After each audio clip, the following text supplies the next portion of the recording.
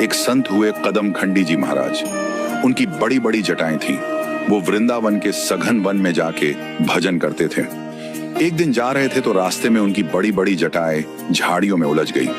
उन्होंने खूब प्रयत्न किया किंतु सफल नहीं हो पाए और थक के वहीं बैठ गए और बैठे बैठे गुनगुनाने लगे, हे मुरलीधर छल्लिया मोहन, हम भी तुमको दिल दे बैठे, गम पहले से ही कम तो ना थे, एक और मुसीबत ले बैठे।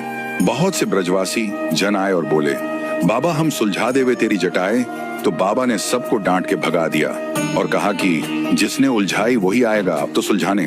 बहुत समय हो गया बाबा को बैठे बैठे, तुम आते नहीं मनमोहन, क्यों इतना हमको तड़पाते हो क्यों, प्राण पखेरु लगे उड़ने, तुम हाय अभी शर्माते हो क्यों।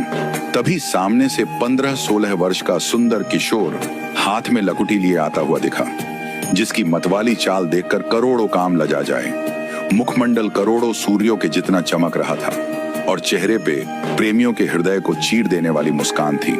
आते ही बाबा से ठाकुर जी बोले, बाबा हमहू सुलझा दें तेरी जटा। बाबा बोले, आप कौन हैं श्रीमान जी। तो ठाकुर जी बोले, हम हैं आपके कुंज बिहारी।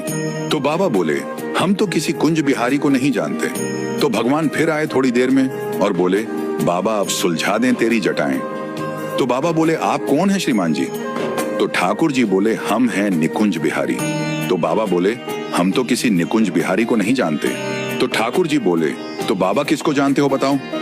तो बाबा बोले, हम तो निभृत निकुंज बिहारी को जानते हैं। तो भगवान ने तुरंत निभृत निकुंज बिहारी का स्वरूप बना लिया।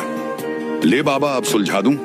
तब बाबा बोले, क्यों रे लाला मोए पागल क्यों बनावे, निभृत निकुंज बिहारी तो बिना श्री राधा जू के एक पल भी ना रह पावे, और एक तू है अकेलो सोटा 100 खड़ो हैं। तभी पीछे से मधुर रसीली आवाज आई, बाबा हम यही हैं, ये थी हमारी श्री जी। और श्री जी बोली, अब सुलझा देवे बाबा आपकी जटा। तो बाबा मस्ती में आके बोले, लाडली जो आपका दर्शन पा लिया, अब ये जीवन ही सुलझ गया, जटा की क्या बात है। मित्रों, हमारी राधा रानी बड़ी ही दयालु है। आप एक बार सच्चे मन से पुकार कर तो देखिए, हमारी श्री जी अपने भक्त के बुलावे को अस्वीकार करें, ऐसा हो ही नहीं सकता। तो आज से ही घर में यह नियम बनाइए कि जब भी आपको समय मिले तो राधा कृपा कटाक्ष का